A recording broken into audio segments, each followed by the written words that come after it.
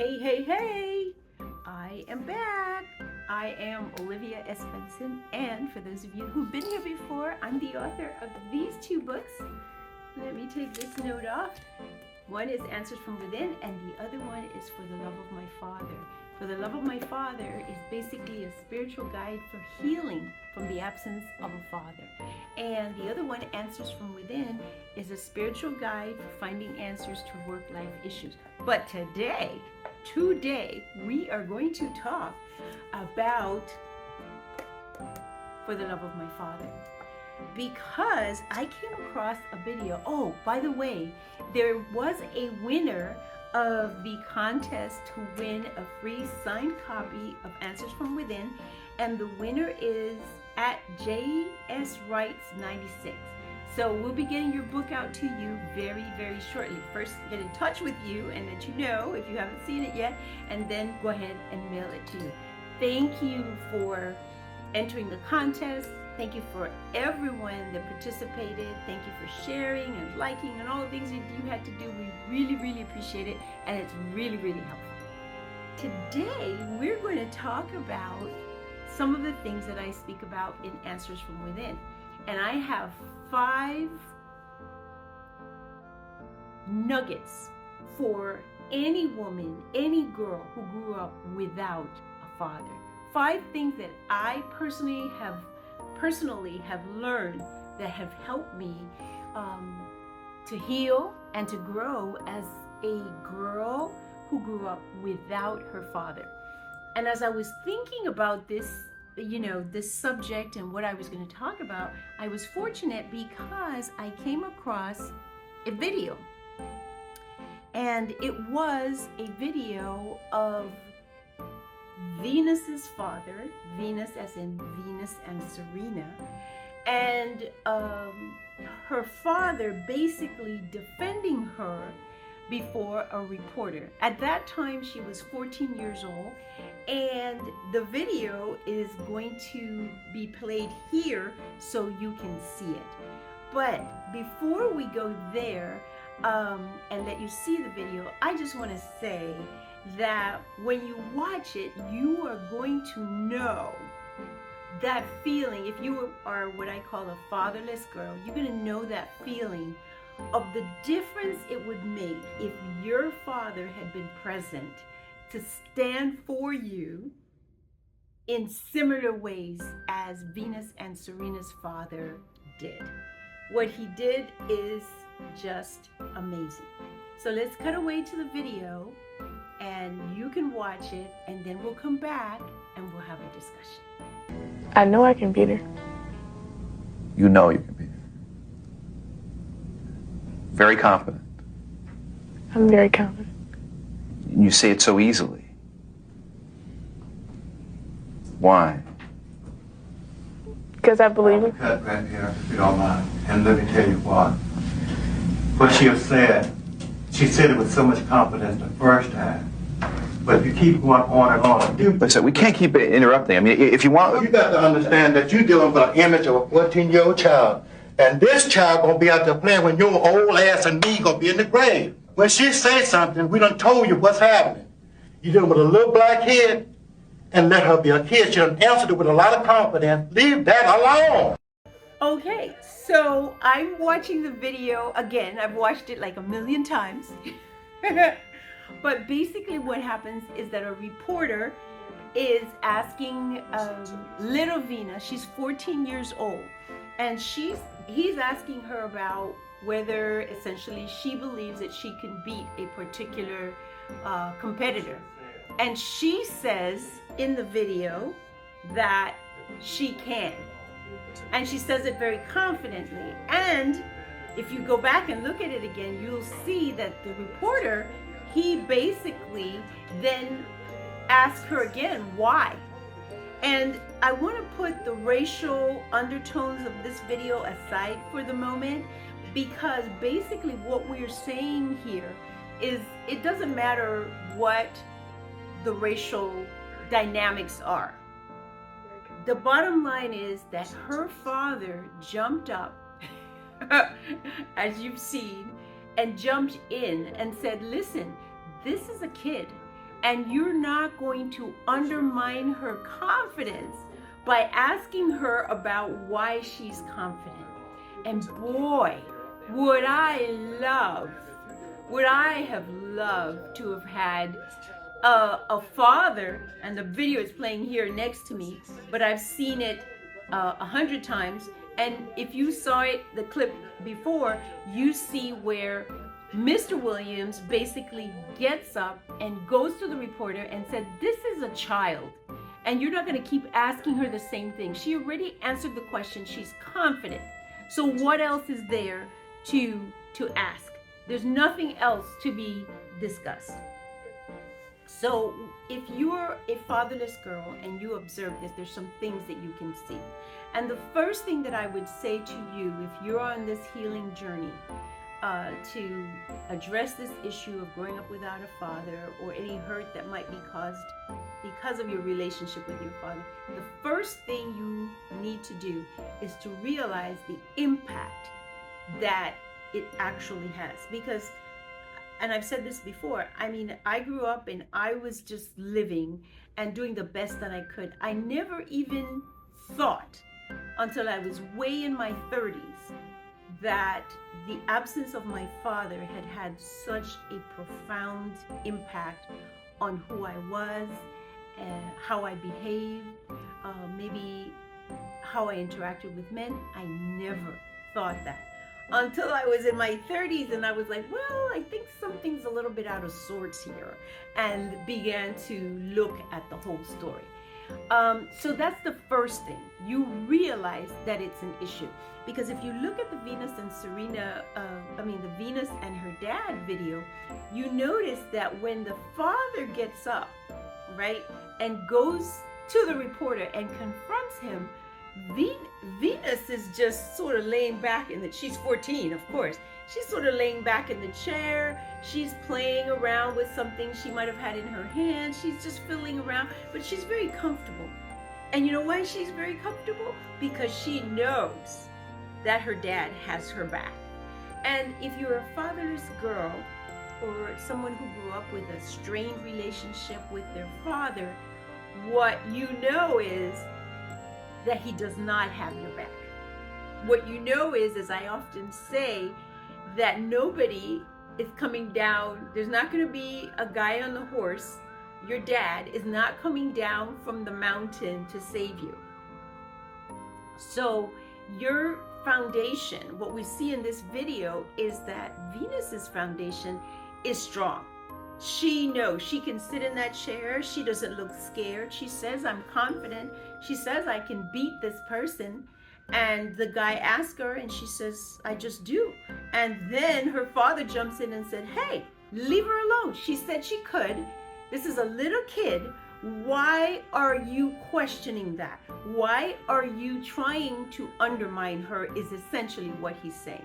And that is so valuable, because as a young woman, if you're growing up without your father, what happens is that you have situations like this. They're not going to be this big because, most of us are not celebrities and not being interviewed on national TV and all this kind of stuff.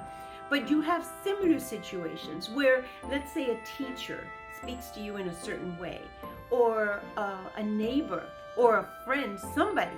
And the idea that you would know that your father is going to come to defend you is a big deal. And if you don't have that, it makes your internal foundation a little bit wobbly. The second thing that is important for you to consider in this process is that if you realize that this is an issue, you have to make the decision that you're going to address it.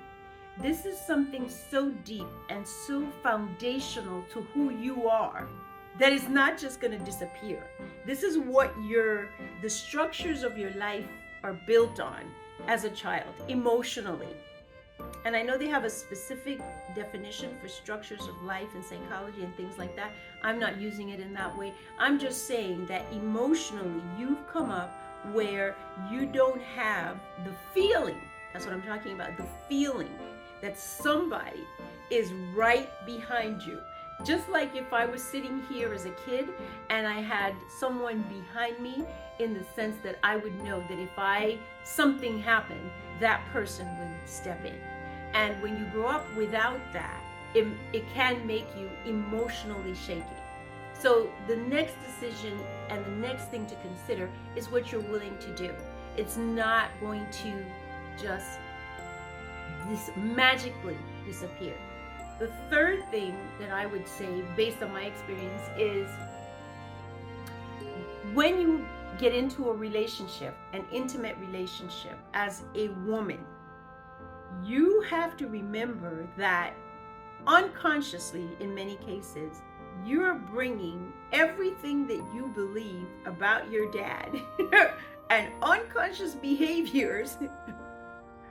Don't go, man, not daddy. Unconscious behavior says man, just like daddy.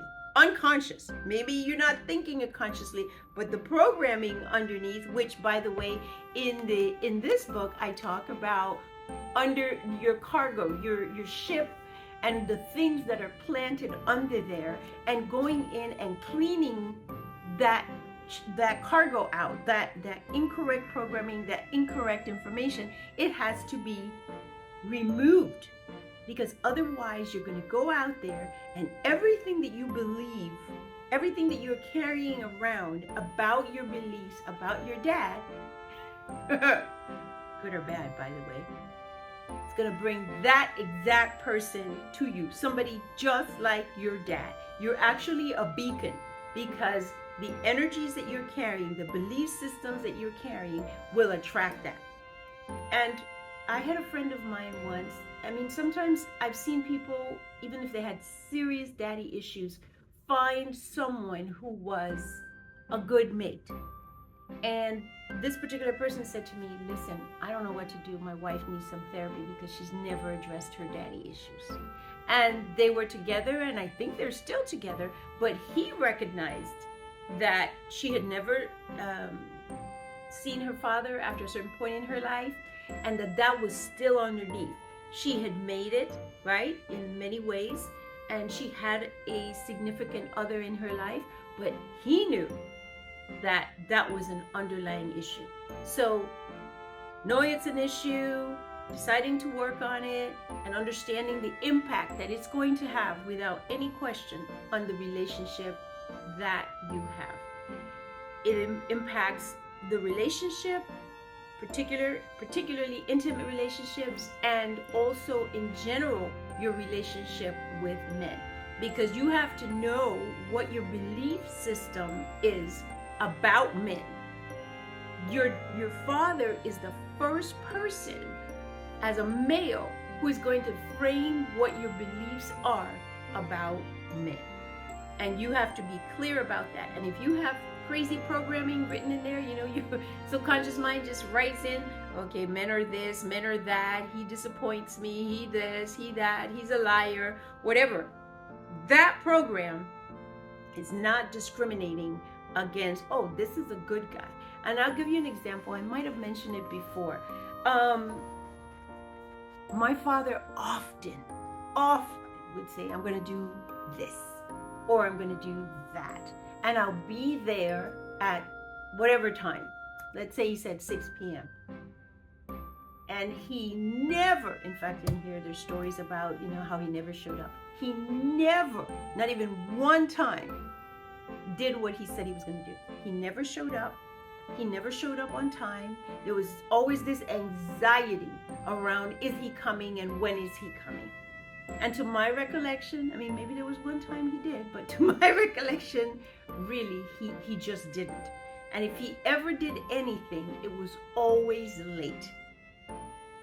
So, I'm a young woman and I start dating, and a guy is late. Poor guy.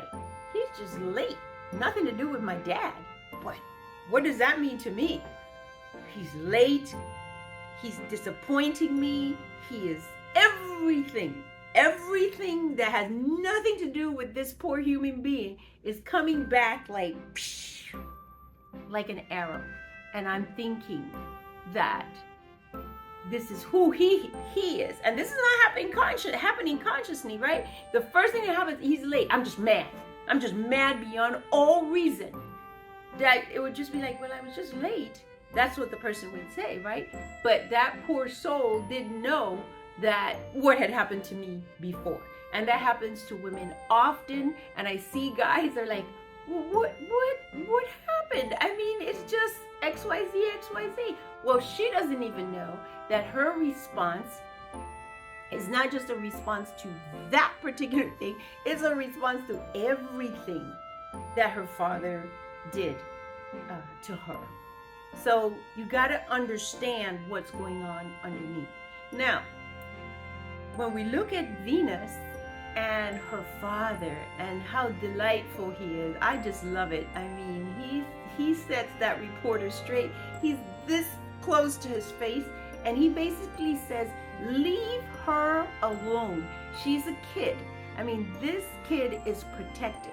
And this guy is not afraid, because at one point, if you listen to the video, he says, the reporter says to him, well, are you going to keep interrupting? And apparently the answer is yes. I'm going to interrupt as many times as I need to interrupt to protect my daughter. Now, we could look at this and say, wow, well, that lucky for her, but that's not my circumstance. Well, here's the truth. It may not be your circumstance. I don't know. Go back and watch the Life is a Box of Chocolates kind of video. Not kind of, but the video that I did. Because in that video, I said, we come here, we don't know what the story is, we don't know what we're going to get, we don't know what parents or whatever, but whatever the story is, our job is to work our way through it. So these people get this and these people get that. If you happen to come in this lifetime, you did not have a father who was present for you, that just means that's what you need to work on. So we can look at Venus and say, well, good for her. Here is the lesson. She had someone to protect her from the time she was very, very young. You may not have had that, but guess what? You're grown now. And if nobody ever showed up to protect you, guess who should be ready to protect you now? It's you. And that's what this healing process is all about.